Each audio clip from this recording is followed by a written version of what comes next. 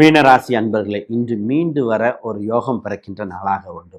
உங்கள் 5க்குரியவர் உங்கள் ராசிக்கு 12ஆம் இடத்தில் இருப்பதால் பொதுவாக இந்த காலகட்டத்தில் நடனம் சம்பந்தப்பட்டது, கலைத்துறை சம்பந்தப்பட்டவருக்கு அற்புதமாக இருக்கின்றன. குழந்தைக்காக மருத்துவ செலவு செய்தால் குழந்தை பிறக்க வாய்ப்புண்டா? குழந்தைக்காக கல்வியில் செலவு செய்யலாமா? இது போன்ற இருந்தால் நிச்சயமாக உன்னதமான நாளாக இருக்கின்றன.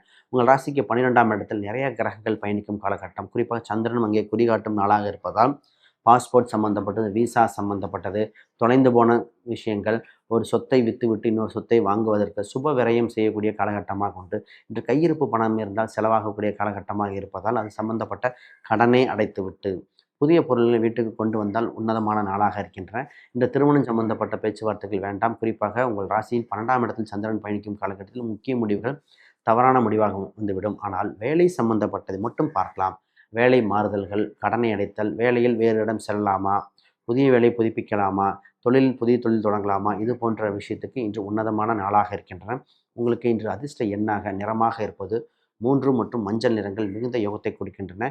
இன்று உங்கள் வளர்ச்சி வட்டாரப்பாதை போக நீங்கள் வழிபட வேண்டிய தெய்வமாக துர்க்கை அம்மன் வழிபாடு, விஷ்ணு துர்க்கை அம்மன் வழிபாடு, குறிப்பாக துர்க்கை, விஷ்ணு துர்க்கை இந்த அவதாரங்கள் அற்புதமான நாளாக மாற்றி கொடுக்கின்றன.